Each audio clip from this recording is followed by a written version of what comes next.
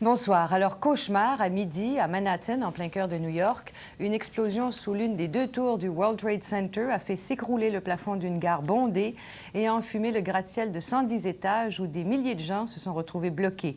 Au moins 7 personnes sont mortes et plus de 500 ont été blessées dans l'explosion qui aurait été causée par une bombe de très forte puissance.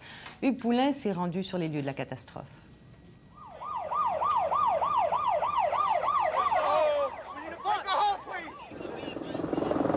C'est vers midi 15 qu'une explosion d'une grande puissance a secoué les fondations du World Trade Center.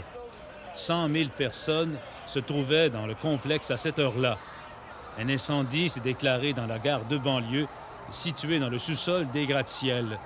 Une panique effroyable s'en est suivie. Des milliers de gens ont tenté de fuir les tours enfumées, apeurés et le visage noirci. Plusieurs ont cru que leur vie était en danger. L'accident a fait au moins quelques victimes et des centaines de blessés incommodés par la fumée. La plupart des blessés ont cependant reçu leur congé des hôpitaux.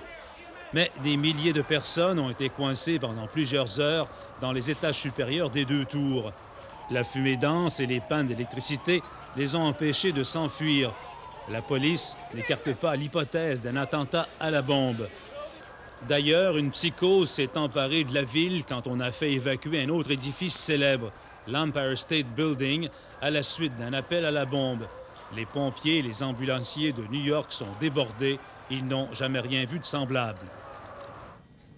Alors, nous allons maintenant rejoindre notre collègue Hugues Poulain, qui est à New York et qui est d'ailleurs toujours tout près des deux tours du World Trade Center.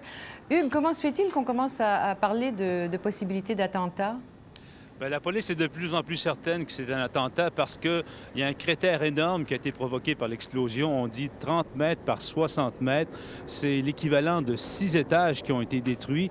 C'est un engin qui serait l'équivalent d'une bombe là, de 90 kilos d'explosifs au plastique. Est-ce que c'est pour ça qu'on a mis les aéroports sous surveillance au cas où des suspects essaieraient de s'en aller? Absolument. Les aéroports, les gares sont en surveillance. Il y a une espèce de climat de psychose qui règne dans la ville. Je le disais un peu plus tôt, il y a l'Empire State Building qui a été évacué également. Il y a beaucoup de sécurité un peu partout. Les gens sont très nerveux. Jusqu'à maintenant, Hugues, on ne déplore que 7 victimes, ce qui est étonnant compte tenu de la force de l'explosion que vous nous décrivez. Est-ce qu'on s'attend à ce que le bilan, malheureusement, s'alourdisse?